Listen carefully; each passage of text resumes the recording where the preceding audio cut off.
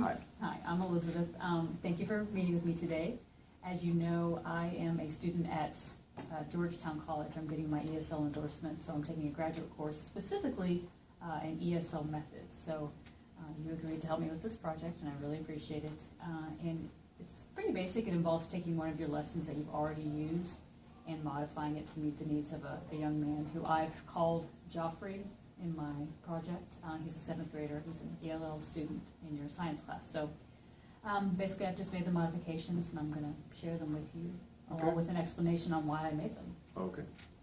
I figured we could go ahead and just start with the fact that I chose these methods for a reason. So it's based on something called the sheltered instruction method of language learning, and that's part of a bigger language acquisition approach called the communicative approach. And basically research these days shows us that that is where it's at. That's the most effective way to teach language. So it basically involves the acknowledgement that language is best obtained when it's embedded in actual social context, and not just out of the blue. When it's used in multiple functions, obviously, when it's being used, when they're speaking, when they're hearing, when they're writing, so on and so forth, and when they're using it in many activities, not just one. And also when there's a student-centered and teacher-facilitated language instruction. And of course, the main crux of the communicative method is that communication is emphasized. So instead of focusing on language rules and learning grammar and whatnot, you just focus on them actually communicating. So that's the goal. The way that's basically achieved is through meaningful activities, and of course there's a lot of ways to make activities meaningful, as you know, and we'll go over some of those when I actually get to the lessons. So now the sheltered instruction in particular takes the knowledge of how students learn language best through the communicative approach and puts it into action by providing language instruction at the same time as content area instruction. So it's not getting English in one class and content in another class, it's putting everything together. So they're being learned simultaneously. So it provides for instruction that is comprehensible, relevant, and motivating. So it emphasizes language and content objectives at the same time. Specifically, the sheltered instruction modifications focus on hands-on activities, so using any kind of realia, anything they can actually feel or move, manipulate on their own. Cooperative learning, guarded vocabulary, visuals, and scaffolding being a big part of the sheltered instruction method, because students can then pretty much make their own meaning out of what they're doing as opposed to being told what the meaning is. So it also gives them something to base their experiences, something to draw back upon in the future. So, good? Yep. Okay. In conjunction with what we know about language acquisition and sheltered instruction, there is something known as WIDA. I'm sure you're familiar with WIDA. It's a consortium that has basically designed and implemented proficiency standards and assessments for English language learners. So they've got a big set of tools that can tell not just English teachers, but all teachers, basically the proficiency levels of the students. And it can do that within every domain, so speaking, listening, reading, writing. And as you know, that's done with access testing. So along with the access testing, they also give something called the can-dos. And I think the actual terminology they use with the can-dos is the language students are able to understand and produce in the classroom. So otherwise, what they can do. So that basically helps paint the picture of their language skills for every content area. So you can take the skills that they're supposed to be able to have, that they should be able to, that they should have, and make an instructional plan based on it. And you can do that for every individual student within their own level of development. So math. Making lessons and doing assessments, you can take what their current level is, and then even knowing what their level is supposed to be, their next level, you can do a bridging activity of sorts. So, Okay. So and if you don't have access to your ESL teacher and you just want something quick and easy, you can always resort to that. So. I looked at Joffrey's score, and he has overall a score of 4.4, which is something called emerging.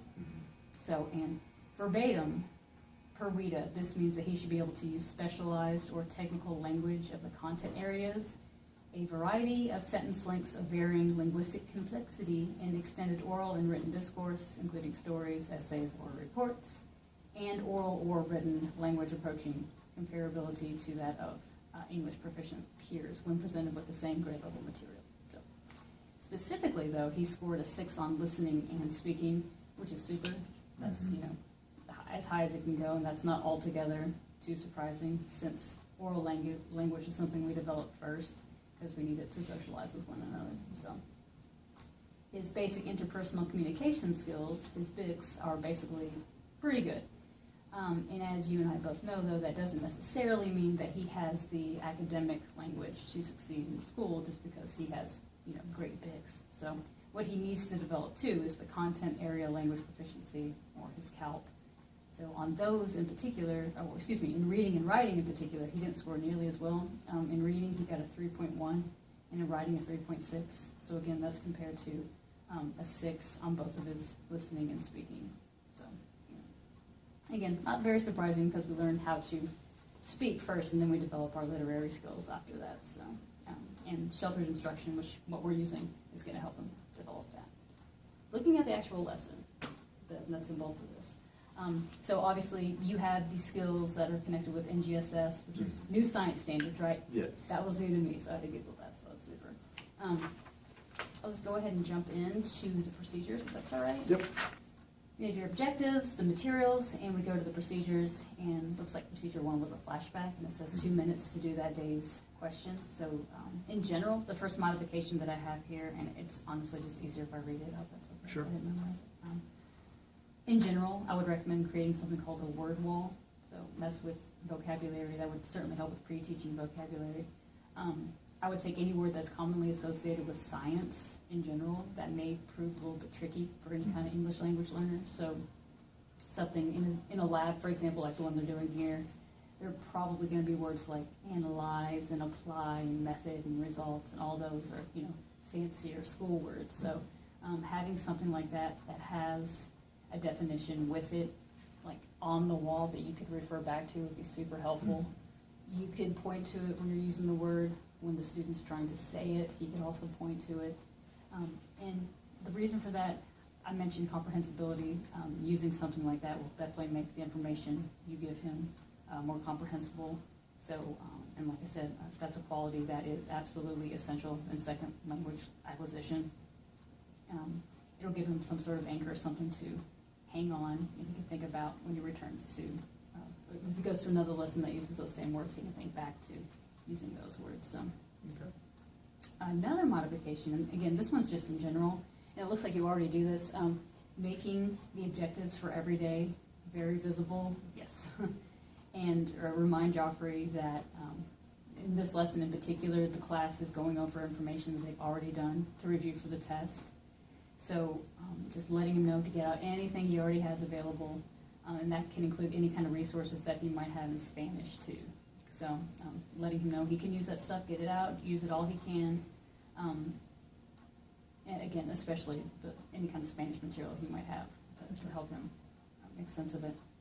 So, and again, the rationale for that would be like the word wall, having the objectives that are clearly stated makes the information way more understandable to him, and it'll give him a reminder why he's here, the purpose of the entire lesson, in case his mind wanders, as it were. So, and you have that wonderful smart board. Oh, yeah. Yeah, it's great. So something you can do with the smart board, and again, this one is just kind of in general. I'm sure you know that on the smart board, if you write notes, you can save every day's notes. For example, if students do work, if you do work, I would maybe save every day's lesson notes separately. Mm-hmm. So if there is something, some kind of epiphany, some kind of idea that either one of you or Joffrey came up with, you could always refer back to it, and again, that would give it more meaning to him. He'd be able to remember it easier and use it again in the future. So I love smart boards. I think it's great. I'm learning. You learn? Is it new? Oh yeah, for me. Do you? Yeah. I like it. I mean, it's great with games, closed activities. Oh, it's super easy. I loved having one. I don't have one now, but I digress. So, specifically though, if he takes notes on the smart board, if he uses any kind of cognates, if he uses any kind of Spanish, that's great. Letting him know that he can, in fact, not only use Spanish, but he can use it and save it for later. Okay. Lets him know that you appreciate his language and that he should be comfortable in using it if necessary. So. Okay. Another modification, another one in general, is basically to keep him on task. When you're using the smart board, make sure it's in a full screen mode as opposed to, because it'll show just your computer screen, so that can be distracting. I know it would be for me if you have, let's say, the lesson over here, but then you got Infinite Campus open over here, and maybe an email open over here. Just having the smart board on the screen and keeping it frozen when you're Mhm. not Mhm. focusing on that per se. So you might go over and check, check email or check the grades or whatnot. So, and if it were me, I would have some sort of very dark, visible font, something that he can easily see and easily make sense Sure. of. So, something else that's great about the smartboard is that you can time, if memory serves, you can time how long a slide will stay on Should be the able actual to. screen. Yeah, Yeah. so that's great. So you can pace yourself. So if there's a concept that's, is going to be difficult for all students, but especially an English language learner, you can time it. And Okay. if you've gone too fast, you see there's 5 more minutes, maybe take a little bit more time back up and continue to explain concepts Okay. or ask them questions and so on and so forth. I just really enjoy the smartboards. Moving forward to activity or procedure 2, which is the bell ringer. Looks like the question was, if the current through an electromagnet is doubled, the strength of the magnet is? Hopefully doubled. Doubled, okay, good, yes. That is the answer, yes, correct. So something like that, even though it's just, a short, simple bell ringer, if you have the capability of making that in Spanish too, that would be great. You don't necessarily, I guess, have to put it on the smartboard, but if you could give it to him on the side, for example, or Mhm. if you're not able to do that, let him answer in Spanish if he needs to. In particular, as far as what I have looked up in Spanish, the word doubled is doblado, so it's pretty much a cognate. So, Mhm. If he knows that you recognize his first language, that's going to mean a lot to him. Let him know that he's accepted and whatnot. And also let him know that it is okay, in fact, to use that language, because if he's building proficiency in Spanish, in his home language, he's also building proficiency in English. So it's certainly okay for them to be happening side by side. So Okay. always okay for him to be using Spanish. All right, procedure 3. Go over the chapter review, page 62 through 63, in preparation for the test the next day. Do you remember this lesson in particular? Mhm. Yeah? Okay. So modification, and again, this is really information that's good for all students, not necessarily just an English language learner. Be sure to enunciate the important vocabulary terms from the chapter and use as many gestures as you can to emphasize the meanings. So an idea of how to incorporate the vocab for each chapter would be, for an English language learner like Joffrey, having him make a picture dictionary Mhm. and something that he could build on throughout the year, throughout the semester, however long you happen to have him. So it could have the English words and the Spanish words, English definitions and Spanish definitions, if possible. If time allows, obviously, it's great if he can make it himself. If it's something that simply just can't be fit into class, and you can maybe throw together a couple pictures and ask a Spanish speaker to give you the words in Spanish, that would be very helpful to provide to him. But even better if he can do it himself. The rationale, obviously, again, is comprehensible input. So reinforcing the vocabulary with pictures in English and Spanish will definitely help make the ideas much more easier to understand, more comprehensible. And it'll also give him a chance to build on background terminology to use in his future readings and writing. So we said reading and writing are the areas where he suffers the most.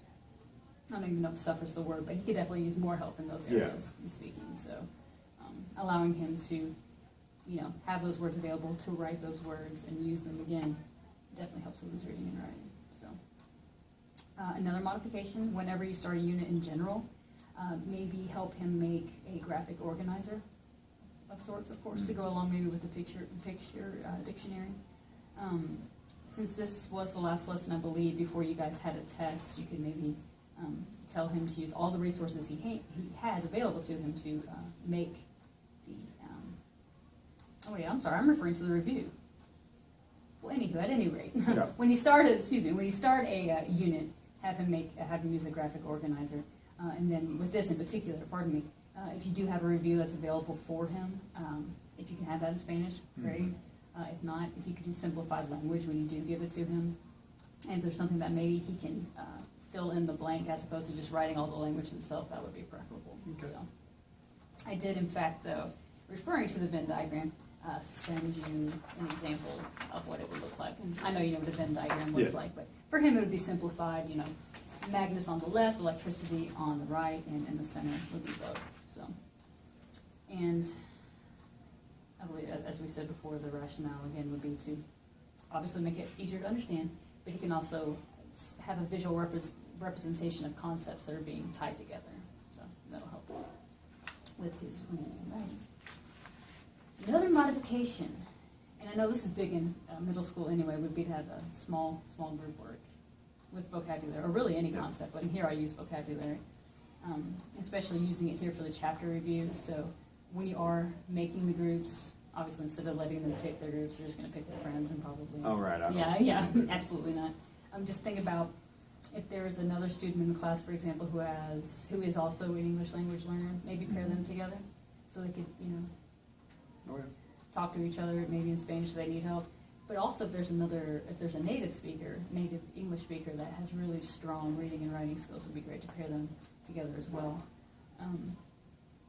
The rationale, even though I'm sure it's clear, this will be great practice for student interaction. So that'll give Joffrey, the chance to serve as a resource for maybe another student, another English language learner, and also have the chance to use a resource, another student. So that'll help him develop those. If he's using Spanish with a Spanish speaker, great. That'll help build his proficiency in Spanish. If he's getting help from the English speaker, he'll be building that proficiency in English. So, and I made you a little. That's what I made a little picture dictionary there. Spanish. Science was never my thing, so I'm not going to actually have you look at the definitions and see if I'm doing them correctly, if I'm being honest. I can look. We'll do that later. Okay. I even ended up Googling simple definitions because I would be in the same boat, I'd say, as an English language learner because I don't remember any of it. No, I studied. Yeah. I mean, I tell the kids I have to study. Yeah, and seriously, I do the same thing with French. They ask me a word, I'm like, I don't know that word, I'm sorry. I don't know every word in English, too. Just so you know. Right. Don't judge me. Okay. Now, procedure 4 was the actual sugar, pepper discussion and activity. Now, why did you all use sugar instead of salt? I'm just curious. Availability, perhaps? Just something different. Yeah? Okay. Well, a modification for the actual lab, this is similar to, giving the review or giving vocabulary. Anytime you're giving any information, if you're giving step by step, do it in a very slow, controlled manner. If you have a visual that could go along with the steps, that's great. Have it on a smartboard, or give it to Joffrey in particular. Have him look at the pictures to go along with the steps. I gave an example here of a YouTube video that had the same lab. So it's not in Spanish, it's in English, but he can refer back to that at a later date if he needs to, and again, hear the same language. And the rationale would be that the information is more clear this way. He's more likely to understand it, and this will obviously help him develop some procedural knowledge. He has knowledge of procedures. So another modification, if possible, again, if you can have the steps in Spanish, great. Obviously, that's not necessarily going to be possible every single time you do anything to have Spanish. So, but if you do, again, encouraging him to use his first language will certainly ensure that he understands the steps. Another modification, and this one is for reading in particular, if you could have, after the lab is, let's say the lab is being done as we speak, you could have he or maybe another native speaker get together and discuss the lab and tell you real quickly what the steps actually were, or even write them down at the end of the lab and just reiterate what the steps were using that written language. They can help each other with that, or if there's any kind of closed activity, any kind of fill in the blank, So you've already given him the lab instructions, they've gone through the lab, you can give him another copy of what the lab was and have him fill in the important words that happened during the lab. And if it's not something that, if he makes a grammar error, for example, I wouldn't fix that. I would just, kind of speak it back to him, re-speak the correct way. Sure. Yeah. And just move forward. He needs to know that he can speak without worrying about making those errors, but he also needs the opportunity to hear the correct way to say things. So, and that's for teachers, that's a great scaffolding technique, obviously. He needs to be able to use the language independently, but he doesn't need to think that he's going to be punished whenever that happens. So, let's see, another modification here. Open-ended questions about the results of the experiment. So, nothing too complex. So you could say things like, what will happen when the balloon gets near the salt? What will happen when a cone gets near the salt? And if possible, when you're saying these open-ended questions, if they involve any of the words from the word wall, point to them, bring him back to, the fact that he does know those words, he has an anchor to those words. I would have him respond in complete sentences if possible. Nothing too complicated, just, full subject, verb, noun, so on and so forth. So, if possible, you can also have the questions available on the smartboard for him to look at as you're asking them too, in addition to having the vocab on the word wall. So, the rationale, again, this gives him a chance to practice speaking and use the vocabulary in context. So it's, again, another scaffolding technique that has you helping him use the language, and eventually, if that happens enough, he'll use the language on his own. So, Okay. and then that was the end of the experiment, and then there was a summary afterwards. Okay. You ready for that? Mhm. Okay. So it's a summary time discussion on what worked and what didn't work, sum up what is static electricity and the law of electric charges. Modification in general, and this is something above too, after the experiment was done, I said ask him open-ended questions. Obviously you can do that also during and after the lab. So if you do happen to ask him questions, or if there isn't time to ask questions, if you want to write the questions instead, like I said, have them on